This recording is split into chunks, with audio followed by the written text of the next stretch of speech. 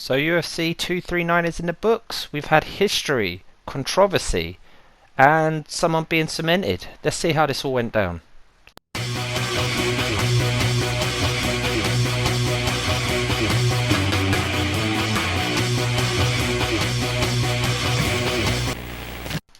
Hey guys, hope you're doing well, and welcome to UFC 239 The Aftermath. Just before we get started, I just want to do a quick disclaimer.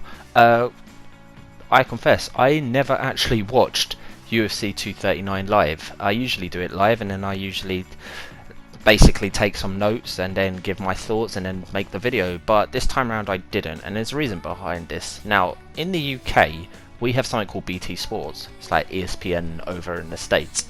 And what we do is we pay a subscription. We pay quite a lot, may I add, to watch it. And the reason why most of us do watch it is to watch the UFC. Now, out of nowhere now, they want us to pay to watch UFC events. And I'm not doing that. So on top of paying nearly £30, they want us to pay an extra £20 for UFC events. It's not gone down well. I'm one of those persons that ain't gone down well. I don't have money to just spend all the time on pay-per-views, you know, when that was initially part of the agreement. You pay it and then you would get obviously the pay-per-views as part of the package. Apparently this might be a temporary thing and they're going to relook at it, but you know, I have had a look at the fights and I have watched the fights, so I'm going to go give you my opinions of it now, and yeah, let's get on with it. Okay, so we might as well start with obviously one of the key moments, and that was Jorge Masvidal versus Ben Askren. Now there's nothing much to say on this. I'm just going to basically go ahead and say, if you haven't seen it, or you haven't seen the GIFs, or you haven't seen the memes, obviously the bell rang, first round, Jorge Masvidal just ran, kneed Ben Askren in the head, knocked him unconscious, now has a world record for the fastest knockout in UFC history at 5 seconds, though it should have been longer. A few of the seconds were basically the referee stopping the fight. Right, okay, how do I go about this? Okay, so there's going to be a running theme here. Like, a lot of people were saying, oh, Askren got what he deserved, he was chatting shit and stuff. Like, come on, who doesn't chat shit like in MMA, in combat sports? You know, you just have them. Do you know what I mean? And I've got to be honest, people were saying, oh, that was willpower and it was meant and stuff, and of course it was meant. Like, he wouldn't accidentally run and do a flying knee, but I guarantee you, if they were to run it back, that wouldn't happen again. That wouldn't happen again. And what could you do? I mean, the shot was absolutely hellacious. I mean, like, you take a risk, and if it pays off, it pays off massively, and that was basically the case. So Ben Askren has now lost his first professional fight, in quite some fashion. Where does he go from here? I think he's going to be absolutely fine. He actually retired when he was at, I think it was One or Bellator, one of the two, and he said he had no competition. Now, do you think they should run it back? I think yes. I think that would be a top draw. I think maybe the outcome might be a little bit different. I think people sleep on Game Bread, and it's very, very hard to ignore that Game Bread is next in line for a title shot. Now, a lot of people say, right, he's done a devastating knockout of Darren Till. I was there, I watched that. Well, I wasn't there, I watched it. Absolutely devastating, great. And now he's obviously knocked out Ben Askren. That warrants a title shot. Let me tell you why it doesn't. I think he should have one more fight, and I'm going to tell you who I think he should be matched up with. Yes, we're doing matchmaking. I think he should fight Michael Chiesa. Michael Chiesa, since stepping up into the division, has been absolutely fantastic. He had a dominant display against Diego Sanchez, absolutely dominant, won by unanimous decision. There was little offensive. It was really, really good to see Michael Chiesa. He's finally in the weight category. He said, and I said this in a previous Aftermath video, like he feels comfortable, he looks comfortable. Weight doesn't seem to be an issue, and he seems right at home. And I genuinely think Chiesa very, very soon could become a contender for that title. You know, since Woodley's now lost the title and we've got Usman as the champion, I truly believe this is a dawning of a new era for the welterweight division, and this has become very, very, very competitive again, and that's really good. Like the welterweight division really started to kind of drop off the radar. I don't think it's through any fault of Tyron Woodley's. I know there was a bit of back and forth back in the day where Dana White thought that Woodley wasn't a draw. I would say to an extent I might agree with that, but he wasn't not a great champion. But I think now where you've got someone like Kamaru Usman, you've got Michael Chiesa, Masterval, depending on Askren does Askren, you know, it's very, very, very, it's going to be very competitive. So here's what I think. I think Masterval, well done. I think Ben Askren, back to a drawing board. Let's see what happens. You had to lose sooner or later. And yeah, I really like to see a Gamebred versus Chiesa fight, and the winner of that takes on Kamaru Usman. Let's see what happens there. I also forgot to mention Ben Askren in terms of, yeah, he had to lose once. Where does Ben Askren go from here? Like I said, we talked earlier on, we touched upon how he retired. There's some people calling for him to retire. Really? Really? No.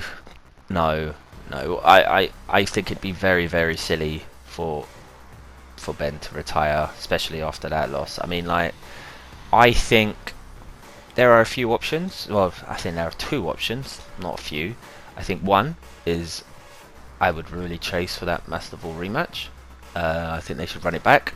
Like I said, I'm very confident. I'm very confident that he wouldn't pull another 5 seconds off. On the second thing, I'm not entirely sure that he would win, because we don't have enough like fight time to kind of figure out who would win that. We know Masterval could throw bombs. Askren is probably one of the best wrestlers on the roster, full stop. But you know, a lot of things were. I think he has a lot to prove. I think it was a very dubious win against Robbie Lawler. Even I thought he got a bit lucky. But obviously the situation changed a lot once he went to the ground and you basically saw who was better. You know, also I think, and a lot of people were saying, the gap between, say, one championship, Bellator, and a UFC is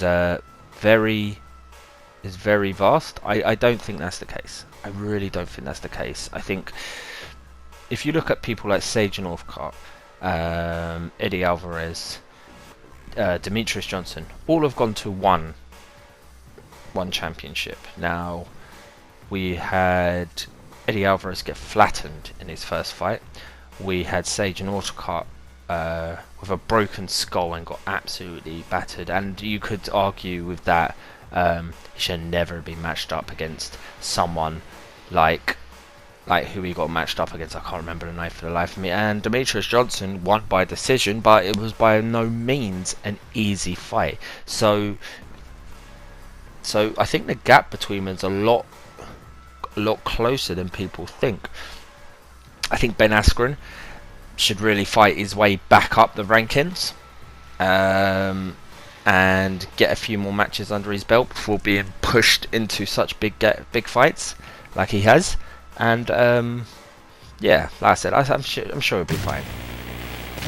Okay, Amanda Nunes versus Holly Holmes. Yeah, for the bantamweight title. Right, so I thought this was going to be a lot closer than what it was, and I was proved wrong. and I'm happy to be proved wrong, but it further solidifies that Amanda Nunes is the greatest female martial artist or MMA fighter of all time. I'd probably go as far to say, if we looked at GOAT status and we looked at both males and females, I would probably say she has a solid argument. Now, if you look at the double champions that we've had Conor McGregor, Daniel Cormier, modern era, and Amanda Nunes. Out of the three, I genuinely think Amanda Nunes would have no problem defending 2 titles. I really do think that. I think her skill set is amazing. I think it's absolutely ridiculous the power that she has in her punches. People seem to forget that she's a black belt in jiu-jitsu, so her ground game's pretty good, so there's no problem with the whole submission game. And she's cleaned out the bantamweight division. So let's go over what's happened. So there was a bit of back and forth in the first round, and the weirdest thing was Holly Holmes, who's known for that signature head kick, the head kick that basically destroyed Ronda Rousey. She was the victim of, not to such effect, but yeah, you know, beat with your own signature move. That's so WWE, innit? It's just, but it was a good little stand-up. You know, I'm pretty sure as well. Like Holly Holmes, not rocked, Nunes, but she stunned her.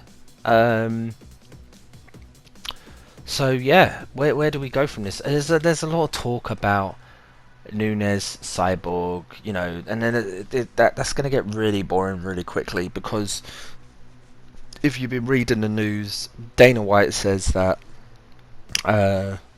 Cyborg doesn't want to fight Nunes. Cyborg says it's bollocks. I don't think Nunes is too fast, but what if I was to come up with a rather outlandish proposition? I think there may be one person, and I know she can make weight, and I think it will be a fantastic fight. And keep in mind, she's improved vastly, and I think that's Valentina Shevchenko. I think Valentina Shevchenko versus Amanda Nunes, maybe put a title on the line. I don't think maybe Nunes can drop down in weight. Maybe she can. I've been proved wrong now a couple of times by Nunes. I think Shevchenko can go up weight, and I think if you really want to solve the whole GOAT status once and for all, I think Nunes Shevchenko is the match, and have it for Shevchenko's title. Shevchenko is very comfortable with that weight. She is on the verge already. That's a relatively new division, and she is on the verge of cleaning it out. You know, she's taken on Joanna Jędrzejczyk. I think I pronounced that correctly. I always get that wrong. She almost killed Jessica Rai.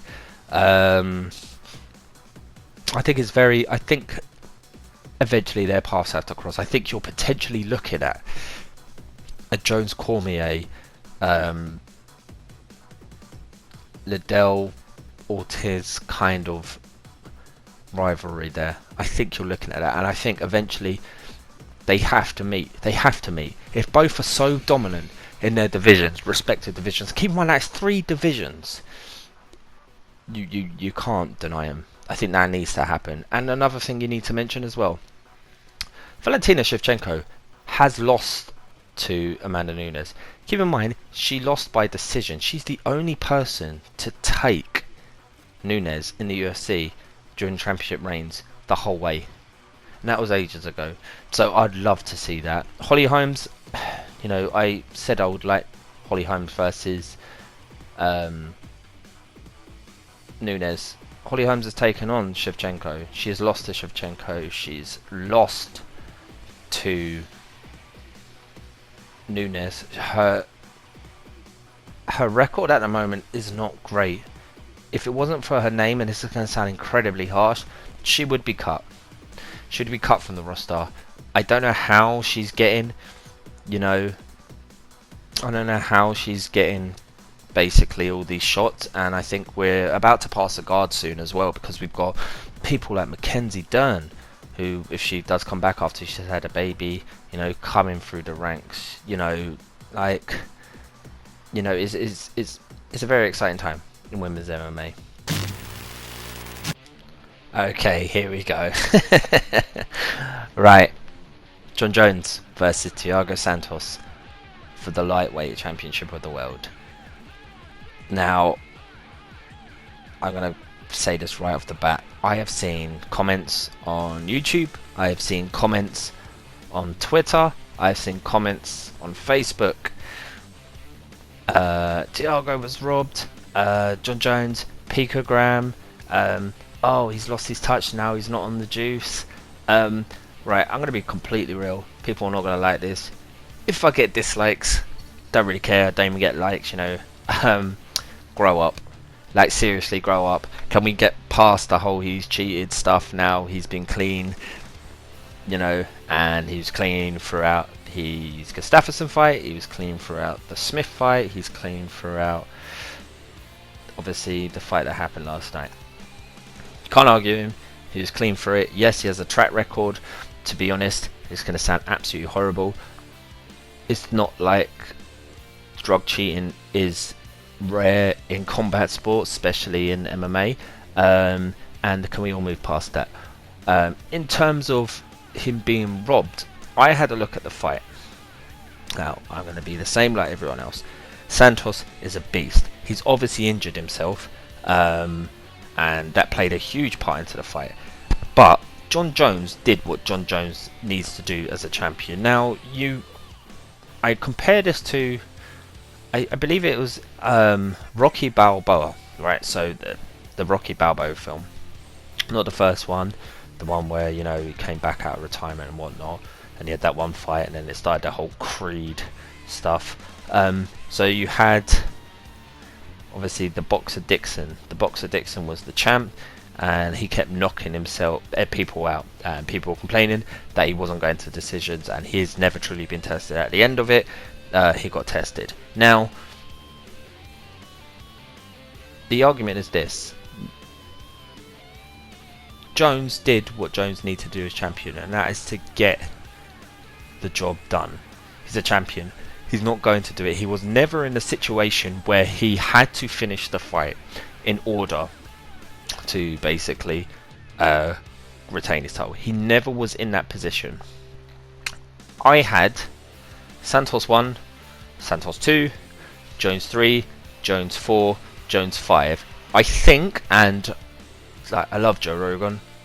I love the fact that he basically calls, you know, how it is. I love the fact that, you know, I watch his podcasts and everything. But they hyped up a lot of Thiago Santos' shots, and like, it was, you know, it was a very strategic fight. It was a very tactical fight. You know, I think Jones really never was phased. I think the guy can take a hellacious amount of punishment, and he never really looked hurt. I think people were rather upset with how the decision was made. I think it was a split decision. I think at best it was a draw, but I had it for Jones. Right, so what is next? I think possibly a rematch would be good. Will it happen? Yeah. Will it happen straight away? Probably not. And it all comes down to draws, in terms of pay-per-view buys and draws and stuff. This week, leading up to the fight, there was talk about Jones DC3. We'll keep going over that. And Jones's situation changed on it, so his opinion changed on it. He went, if the fans want it, he'll give it to them. So that might be a thing. Now, here's where I'm going to be completely honest with this. This will be at lightweight. light heavyweight, sorry, this won't be a heavyweight. And quite simply, one thing we've learned is this: Jones probably is not suited for heavyweight. I think it's quite clear he's not up for heavyweight. I don't think he has the build for it. I don't think there's any point. I think if he loses, and there's a fear he'll lose a couple of fights there, like a good few fights, I think that could really tarnish his legacy. I think he has a legacy, and I think, like, we go back and we talk about him, like, and the troubles he's been in, he's done a somewhat decent job of coming back and defending his title. And when there is John Jones, and when John Jones fights, there is an expectation. But yeah, I think the only clear thing would be for him to either fight Thiago Santos. Thiago Silva plays football. Cormier 3. If Cormier can get past Stipe.